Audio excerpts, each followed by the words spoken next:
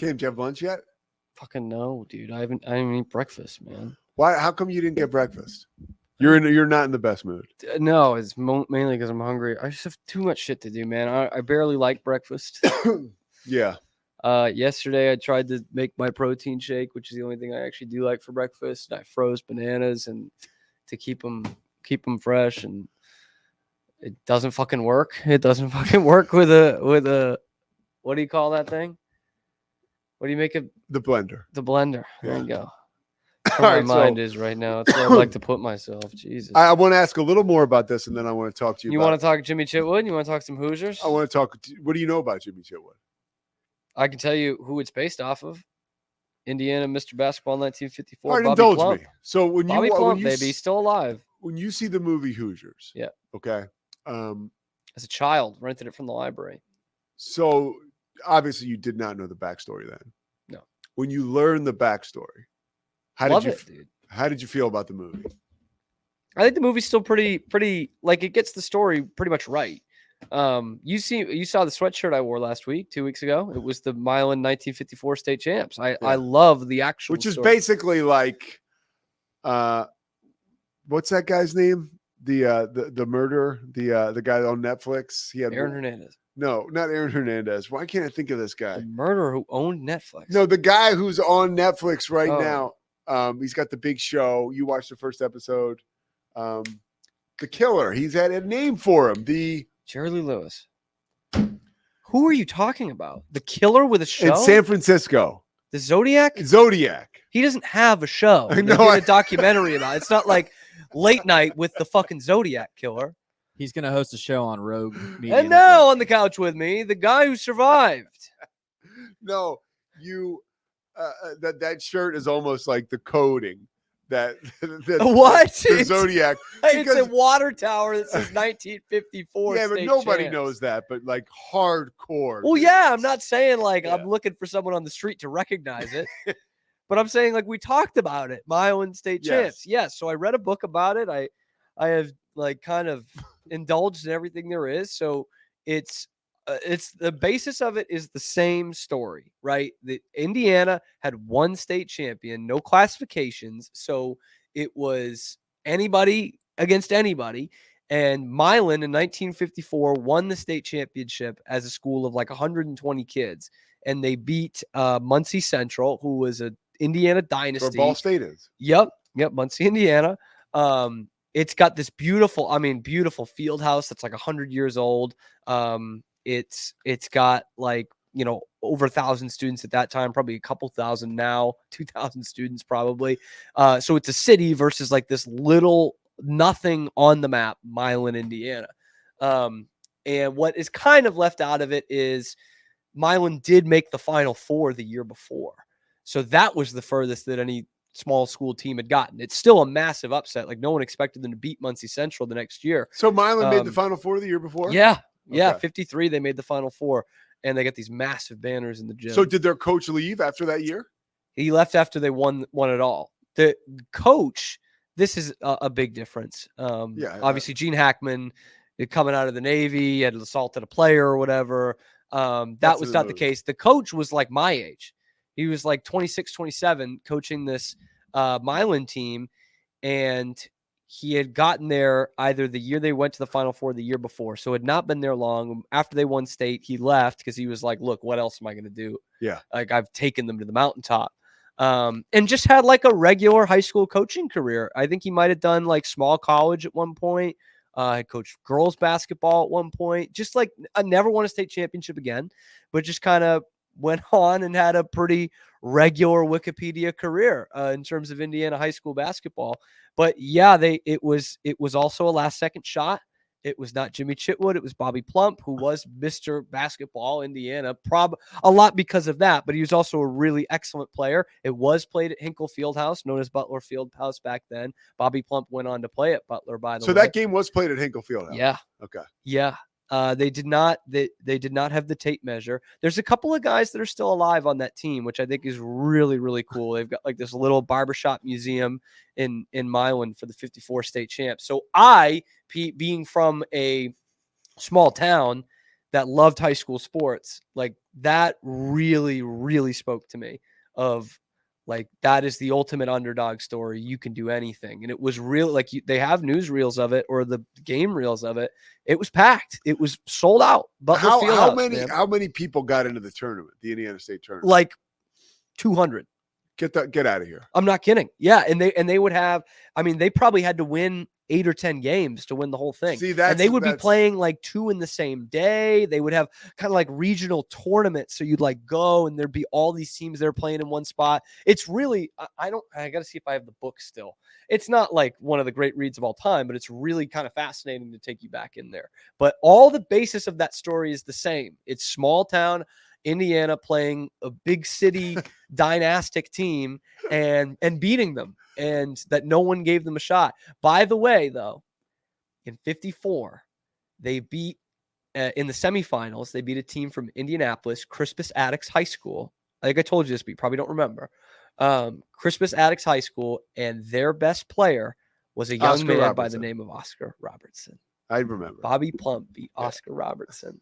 It's pretty cool. I am making it my mission at some point to get to a game at Milan High School. So they still play in that gym? Probably. It's not the gym that you see in the movie, although that gym is also around. It's not far from Indianapolis, and you can rent it for pickup games. Knightsville, Indiana. I've heard that people go to the Hoosiers gym. I want to do it so bad, yeah. Man. I want to do it so bad. All right. So speaking of history, you sent an article, which, by the way, is so well done, Cam.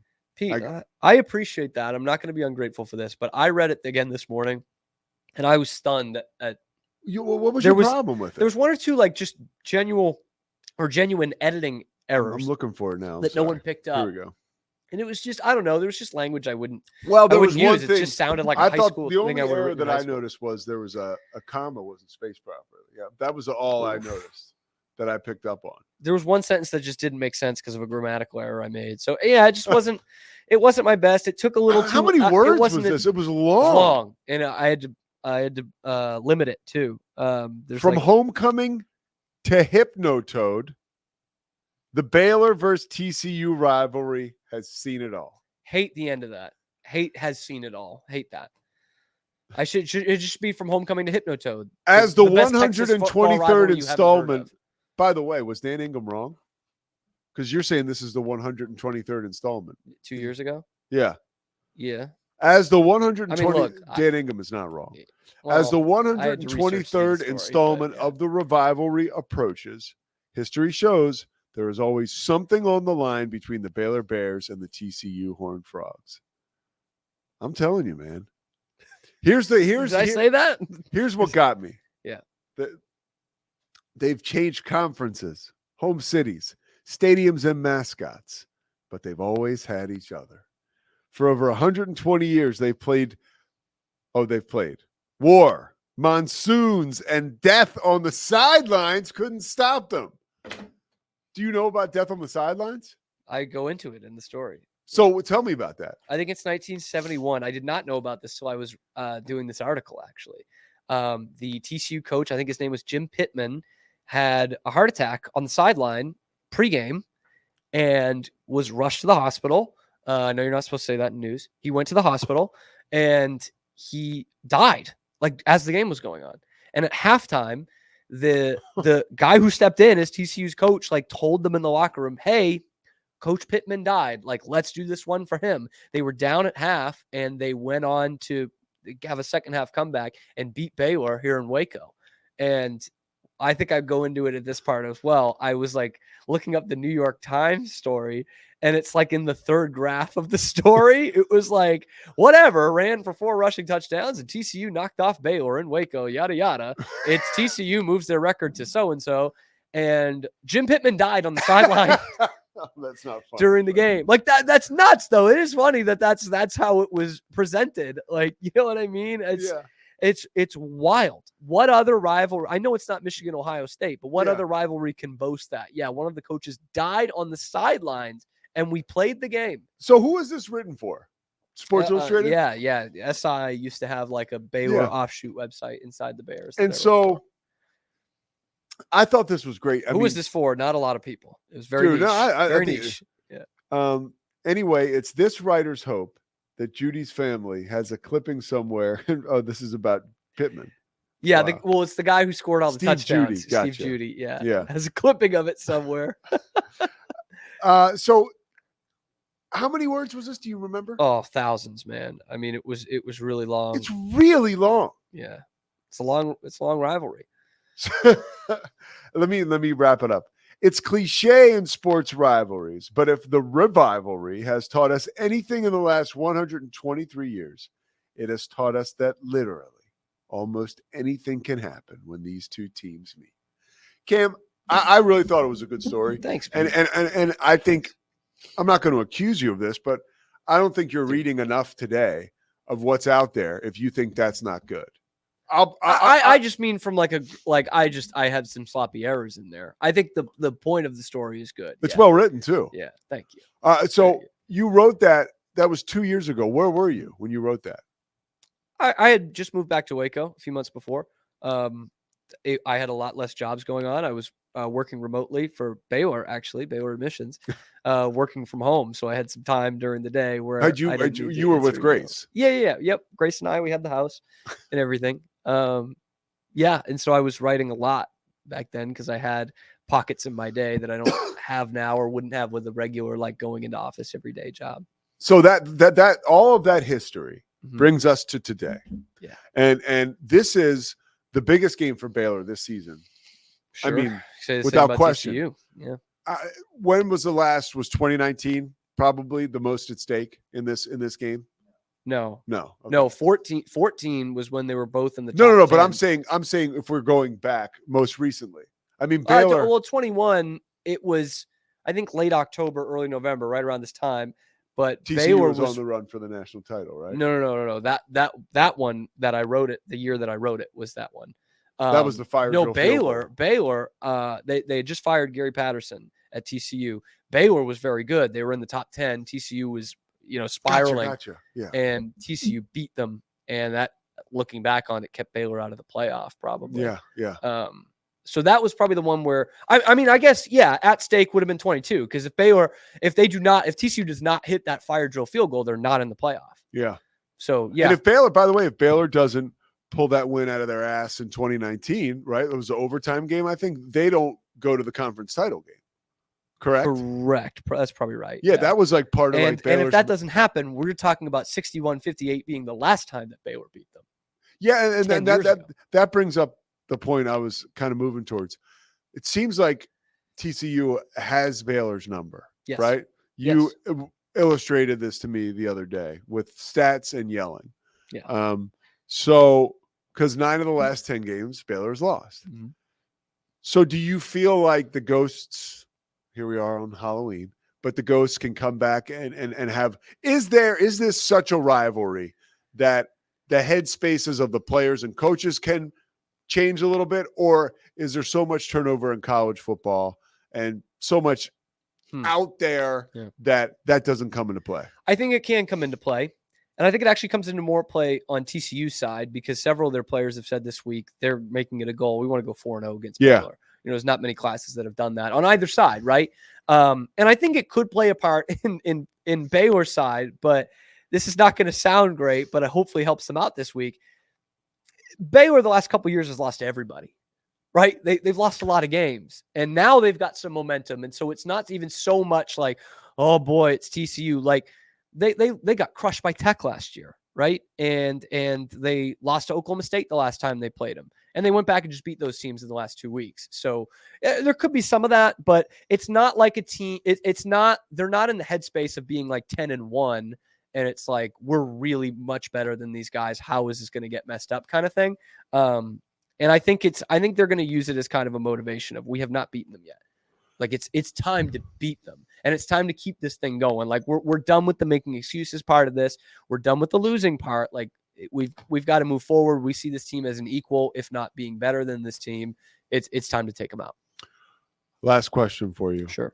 As a Baylor alum, do you trust Dave Aranda as your head coach right now? Oh, that's like that's a loaded question. Because I pull for him. And I want them to win badly for him and for the school, for idiots like you. Yeah. But do you trust him? Like this can is I a big can I game. can I ask a clarifying question to this? Trust him to what end? To find a way on Saturday. They're to win a this 3-point game. favorite. Yes. Yes, I do trust him. Love it. I think they're just as good a team. I think you look at TCU's side; they want to fire their coach too. You know, it's not like you're not. This is not David versus Goliath, right? I mean, it's not good that they haven't beaten them once in a decade. But yes, I do trust. I think he's had a good game plans the last few weekends. Maybe intercepting some play calls. Apparently, that's what Tech thinks. I doubt it. But actually, yes, it broke just a few minutes ago. There was no wrongdoing in the communications. Take that, Pete's Texas Tech. All right, we got a lot going on up here, so we got to step aside. I got to vote. Things up. Cam Stewart, thank you so much. Thank you to all our sponsors. The Pete Sousa Show will continue tomorrow at 1:00, presented by Slovacics and Crawford Austin Properties. Good night, good hockey. It's the Pete Sousa Show.